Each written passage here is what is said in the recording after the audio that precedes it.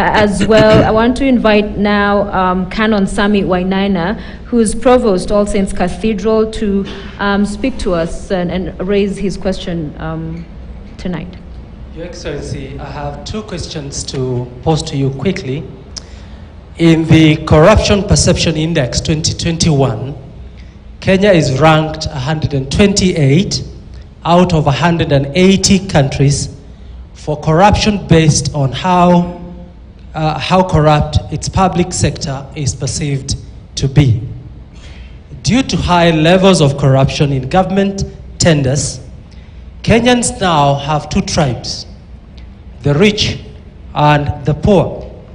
As a result, many Kenyans go to bed hungry, children cannot receive quality education, healthcare is on a very high level of cost, and it's getting higher and higher. Kenyans want to know today from you, how can they trust you and your government? How do they hold you accountable so that the manifesto you have given is realized? What will you do to address corruption in Kenya? And how will you hold your own supporters, if you become the president, to be accountable on matters of integrity? And how will you remain accessible as a president so that you don't become the president and later they cannot access you? Secondly, Your Excellency, your relationship with His Excellency the President initially was admired by many Kenyans. As you campaigned together in 2012, when you went to The Hague together, and during your first term in office. It is now an open secret that your relationship with the President has reached irreparable levels. We don't know what has happened. As a result, the citizens have suffered as we watch the two of you go further and further away from each other. It is normal for people to disagree and have different opinions. All right, sir. Just like marriage, the couple needs to protect their children. Why the public attack on each other? Why haven't you as a person restrained yourself from such? Why allow your supporters to attack the president in public? Canon, I will have to stop you there. And lastly, please. If you become the president, what measures will you take to protect your deputy? That was a lot. Wow, that's quite mouthful, eh? Yes. But, Canon, first, good evening, and I want to thank you for your question. Corruption, conflict of interest, state capture is what has put this country where we are today. And we have been paying lip service to the fight against corruption. You hear all manner of statements. Oh, we are going to jail the corrupt. Oh, I don't know, this and that group is going to be put behind bars. But up until we create institutions, until we remove or end the weaponization and the politicization of the fight against corruption, we will never get it right. The fight against corruption must be institutionalized. The Kenya Kwanza government, we have taken the firm position that we will do three things. Number one, we are going to create capacity and empower institutions. Forget about the individuals. We must build the capacity of every institution to execute their mandate.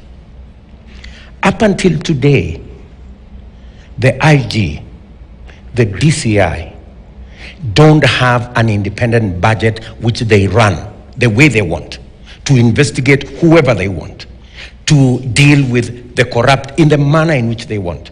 they have to go to the office of the president to ask for money. The budget of IG, DCI, and all those institutions is run from the office of the president. Why? The Constitution is very clear. These are independent offices. As Kenya Kwanza, the first day, God willing, when I get into office, I will operationalize and give an accounting officer an independent budget to the IG, DCI, and the criminal justice system, so that they discharge their responsibility without reference to me. I don't have to tell them investigate so and so. The Constitution tells them. I don't want them to investigate my enemies. I want them to investigate the corrupt, even if they are my friends or family.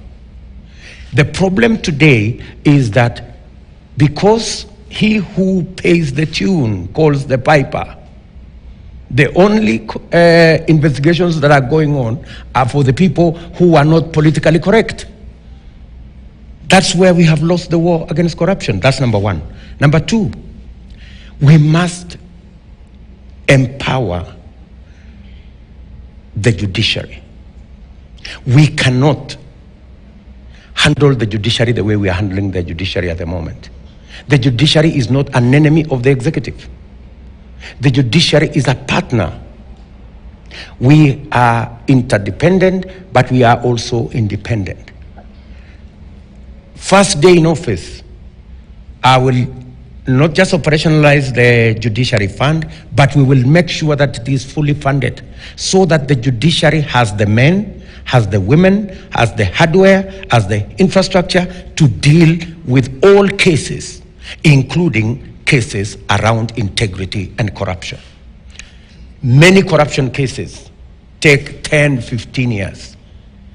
It is said, justice delayed is justice denied.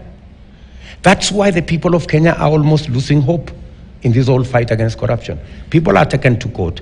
They hang around courts because the court infrastructure is insufficient. So what will we do as Kenya Kwanza? We will make sure the Constitution says 2.5% of our budget goes to the judiciary without question. Today, they hardly get 1% of our budget. Why? Because somebody wants to control the path so that they can tell the judiciary, if you do this and this, I can release for you some more money. If you do this and this, I can release some more money. We shouldn't be having that kind of a discussion. We must just set it right. And number three, we must deal with chronic corruption called conflict of interest and state capture. I know, for example, when we made that statement about establishing a quasi-judicial commission to deal with conflict of interest and state capture, many people thought we were trying to investigate the president. We have no business investigating the president. It is the people who have this mentality that the fight against corruption is a fight against your enemies. That's not the case. Okay. The fight against corruption is a fight to protect the public interest and public good and public resources. So our quasi-judicial commission on conflict of interest is because when corruption becomes too chronic and it captures sectors of the economy, like the way Goldenberg did, that is why there was a Goldenberg Commission. So you do that so that you remove the problem, deal with it outside the system so that you can clean up the system. And that is why we have taken that firm position. Many people are trying to argue today, because it's politically expedient, that William Ruto wants to investigate his post, the president. I have no such interest. I just want to stop this paying lip service to the fight against corruption. I want to stop the politicization and the weaponization of the fight against corruption so that we can deal with corruption firmly, squarely, and eliminate corruption. Na ninapomuita Irungu aulize swali lake, ningependa vile vile tukirudi kwa sababu ile swali ambalo ameuliza pale, Unajua sura ya 6 ya katiba iko wazi kuhusu maadili, na ameuliza pale kuhusu namna ambavyo mnajibizana hadharani na rais. Ni ishara gani mnajaribu kuonyesha hata wapiga kura? Na vile vile umesema utaweka mikakati, utaweka asasi ambazo zitakabili masuala ya ufisadi na maadili.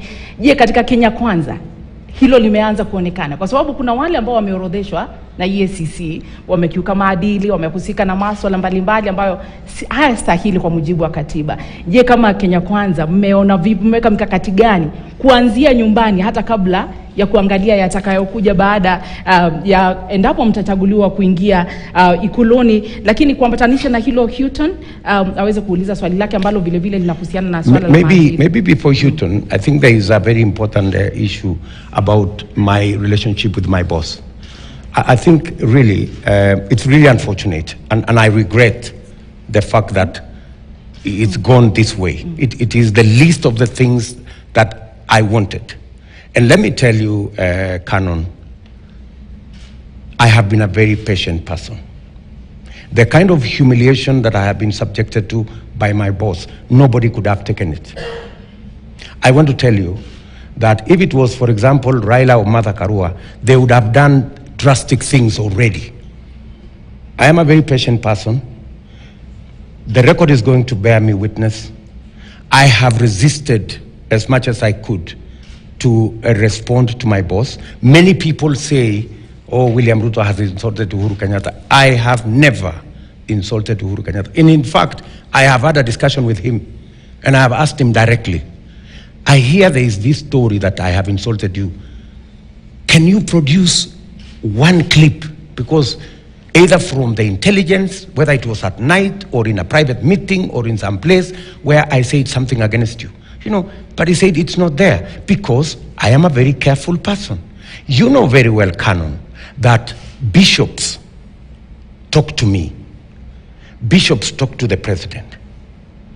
And when they came back to me, I told them, I want to have a chat with my boss. He refused. He flatly refused.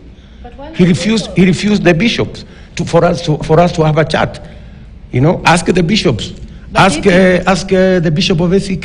This ask the bishop of situation, when people also hear there's those conversations going on about slapping the president. I mean, that does not speak to a man who does not care to antagonize. Honestly, I mean, that is figurative speech. Nobody can slap the president, surely. But I mean, surely.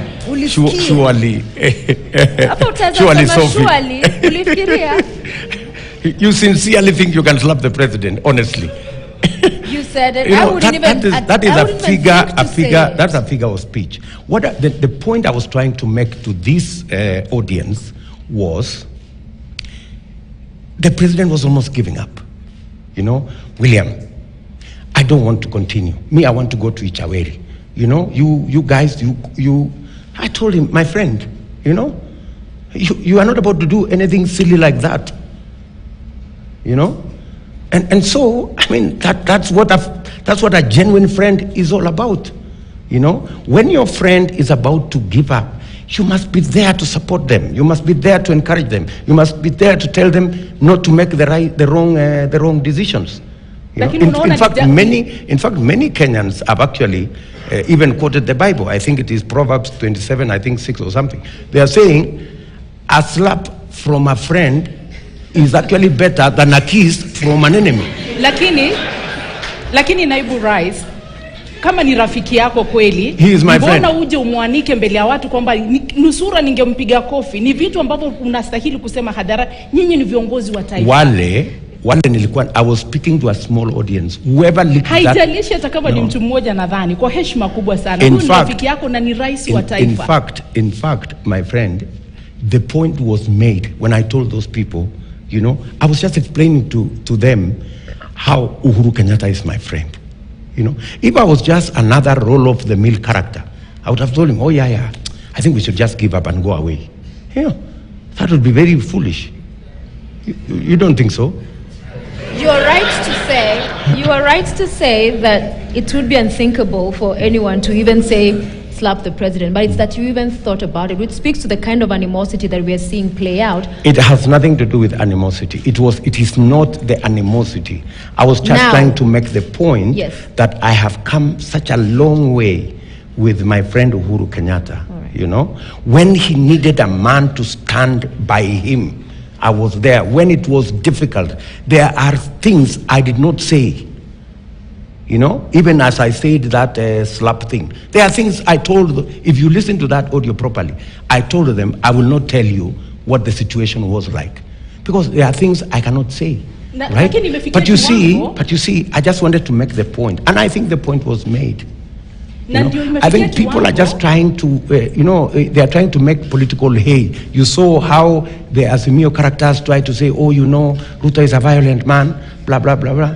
You know, my friend, did you sincerely want Uhuru Kenyatta after we had worked so hard, we woke up so early, millions of Kenyans went to vote, for him just to walk away? Kwa hivyo ndio sababu sasa hivi unamwanika hadharani kwa kusema nilimsaidia, nilimsaidia.